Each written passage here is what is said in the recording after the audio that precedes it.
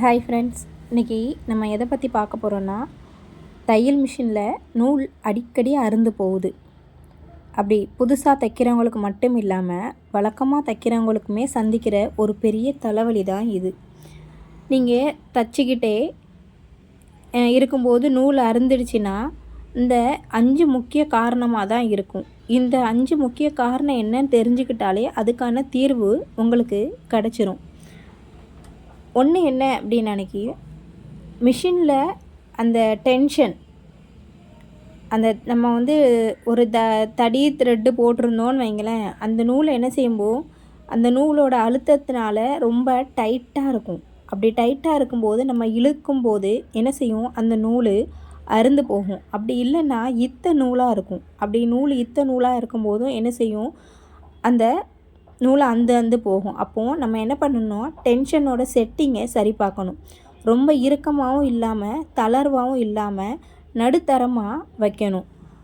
ரெண்டாவது, ஊசியை நம்ம எப்படி மாட்டியிருக்கோம் அப்படிங்கிறத பார்க்கணும். எப்போவுமே ஊசியோட பள்ளமான பகுதி, இந்த ஃப்ளாட்டாக இருக்கும் பார்த்திங்களா, அந்த தவறான பக்கத்தை மாட்டியிருக்கோமா அல்லது ஊசியோட முனை மங்கி போயிருக்கா, நூல் இப்படி இருந்தால் கூட நூல் என்ன செய்யும், உடனே அறுந்துடும். அப்போ உங்கள் மிஷின் மாடலுக்கு ஏற்ற மாதிரி ஊசியை வாங்கணும். தட்டையான ஊசியாக இல்லைன்னா அன்றைக்கி உருண்டை ஊசியாக, அதை சரியான திசையில் என்ன செய்ய இருக்குதா அப்படின்னு பார்த்துட்டு தான் நீங்கள் மாட்டணும். தையல் சரியாக வரலன்னா உடனே புது ஊசியை மாட்டுறது ரொம்ப நல்லது.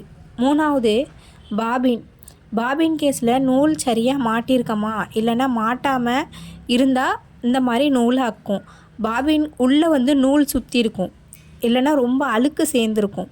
அப்படி ரொம்ப இறுக்கமாகவோ இல்லை நினைக்க ரொம்ப மேடு பள்ளமாகவோ அப்படி இருந்திருந்தால் கூட நூல் என்ன செய்யும், சிக்கி அறுந்து போகும். அப்போது நம்ம பாபினில் உள்ள நூலையும் மிஷின் மூலமாக சரியாக ரொம்ப சீராக சுற்ற வேணும். பாபினில் இருக்கிற நூலை மாட்டுற இடத்துல சிறிய இடுக்கில் நூல் தூசி எல்லாம் இருக்கா இல்லையான்னு சரி பார்த்துட்டு நம்ம தைக்கிறது ரொம்ப நல்லது. அப்புறம் தரம் குறைஞ்ச நூல், கடைகளில் ரொம்ப குறைவான விலையில் கிடைக்கக்கூடிய பழைய நூல் அப்படிங்கிற பயன்படுத்துகிறனால தையல் வேகத்துக்கு தாங்காமல் அது என்ன செய்யும், அறுந்து போகும். எப்போவுமே நல்ல பிராண்டடான பாலிஸ்டர் காட்டன் நூலை பயன்படுத்தினா ரொம்ப நாள் வரும், அதனால் நூல் அறுந்தும் போகாது. அப்புறம் நூல் கிண்டியில் வர்ற ஊசி, நம்ம ஒழுங்காக நூல் பாதையில் நூல் போட்டிருக்கோமா இல்லைன்னா ஏதாவது ஒரு வளையத்துலையோ கொக்கிலையோ விட்டுட்டு நேரடியாக ஊசியை கோத்தன்னு வைங்களேன், உடனே நூல் அறுந்து போகும். மிஷினில் இந்த மாதிரி நூல் பாதையை சரியாக பின்பற்றணும். அப்போ தான் இந்த நூல் என்ன செய்யாது, அக்காது. இந்த மூலமாக உங்களுக்கு தெரிஞ்சிருக்கும்னு நினைக்கிறேன் நூல் எப்படிலாம் அக்குதுன்னு. 5 விஷயந்தான். 1, டென்ஷனில் நூல் சிக்கியிருக்கக்கூடாது. அப்புறம் பாபினில் கரெக்டாக நூல் மாட்டியிருக்கணும். ஊசியை நம்ம கரெக்டாக மாட்டியிருக்கணும். நமக்கு பாதையில் கரெக்டாக நூல் பாதையில் ஒழுங்காக நூல் போட்டிருக்கோமான்னு பார்க்கணும். 1, பிராண்டடான நூல் வாங்கணும். நான் வச்சுருக்கிறது மொத்தம் 3 நூல் வச்சுருக்கேன். தீபம் வச்சுருக்கேன், ஸ்பாயிலி வச்சுருக்கேன், வர்தமன் வச்சுருக்கேன். வர்தமன் எப்போவுமே பெஸ்ட்டு.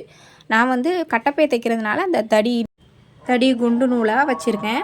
நீங்கள் உங்களுக்கு ப்ளவுஸ் தைக்கிறீங்கன்னா உங்களுக்கு அதுக்கு தகுந்தால நீங்கள் என்ன செய்யுங்க, வாங்கி தைச்சிக்கோங்க. வர்தமன் எப்போவுமே பெஸ்ட்டு. அந்த நூல் எப்போவுமே அக்கவே அக்காது.